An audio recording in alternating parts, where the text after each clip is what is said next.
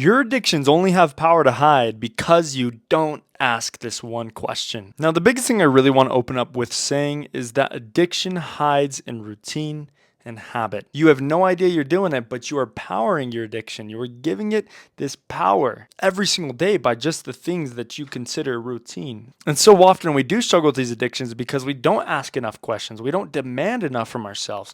We just expect that we will find a way. But is that the right way of thinking about addiction? Is that the right way of thinking about or plotting to escape the bounds or the binding power of Satan? And yeah, I'll call it that. And I will be as bold to say that because I truly believe that we've given Satan power through routine. Now, I once heard that routine is the death of inspiration. Inspiration from who? Inspiration from God. When we create too much routine in our lives, we stop allowing God in. We stop allowing God to give us advice, give us the path, give us the roadmap. And instead, we create routine, which allows us to get comfortable. It allows us to become lazy, weak, blind, which is exactly why I want to help you guys to bring this question into existence in your life, to use it against these temptations, these thoughts from the adversary. And the question I want you guys to really ponder and write it down in a journal. If you guys have a journal, like I do, write down your journal this one question. And this is a question backed by psychology. And what it's supposed to do is it bypasses justification. So often we like to justify our mistakes. We like to justify the temptations we have. We like to justify every single weakness in our life. But this will bypass that justification. Next, it will expose the emotion underneath. Now, we don't often understand why we are feeling tempted to do something or why we are addicted to something, why we can't seem to break that binding curse that the adversary has placed upon us. So you have to understand first, what is the emotion underneath and how can you leverage that knowledge then to overcome the addiction, right? So we'll expose that emotion, which you probably don't even know you have. And then last but not least, it turns habit into information. So you find these habits that come from addiction and you can now use it as information. Now you can kind of start organizing and planning your day around it to avoid it. Now the question I want you guys to write down is, what am I using to avoid feeling something right now? So that example, say for you guys, if you have a really bad scrolling habit, that might come out and translate to, I'm scrolling because, so you want these because statements, and then the underlying message, which is, I don't want to feel anxious about work tomorrow or about the work I'm supposed to be doing.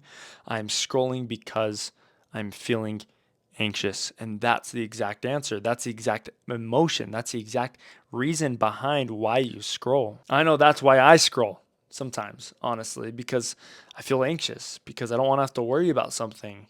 And it's not solving any problems. It's just kind of band-aiding. It's a band-aid solution. So think about that. What am I using to avoid feeling something right now? And the next thing I really want to talk about is one honest question brings it into the open. When you ask one really honest question, it brings the truth out. It brings the solution out, in essence. It's this whole idea of, if you guys have ever heard of shadow manifesting, you've probably heard about manifesting at least, in which you think and entertain a certain thought. You speak about things. You create statements like, I am going to be successful today. I'm going to be happy today. And in that process, you're convincing the logical thinking side of your brain to then hack that emotion or that result, right? So it brings it into existence because what you allow into your mind comes out in action. Right? So it's that same idea. But deep down, there are also subconscious thoughts we don't think about, these shadow manifested thoughts in which you share your fears without you even realizing. I shared a statistic in last week's video, and I'm actually going to put that right here, in which you'll see exactly how many thoughts a day we're completely unconscious of. If we don't understand or recognize these thoughts, then we continue to fail. And that could be the reason why you have been failing. Doesn't that make sense, right?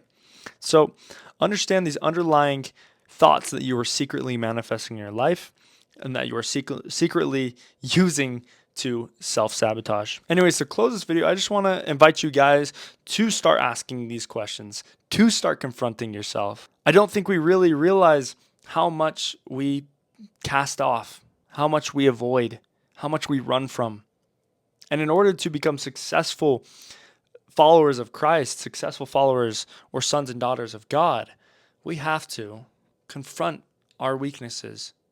Because how else are we going to get better if we don't focus on what's wrong right now? Anyways, my name is Gerbil Bowman. Thank you guys so much for watching this video. If you enjoyed it, please leave a like. And of course, comment if you guys have any questions or concerns. And then subscribe and hit that bell icon so you don't miss any of my future videos. I would appreciate that so much. And I have got plenty more videos coming out, as well as you can go check out the playlist section and find all these playlists for each of your needs, especially on addiction like this video. Anyways, without further ado, I'll see you in the next video. Bye.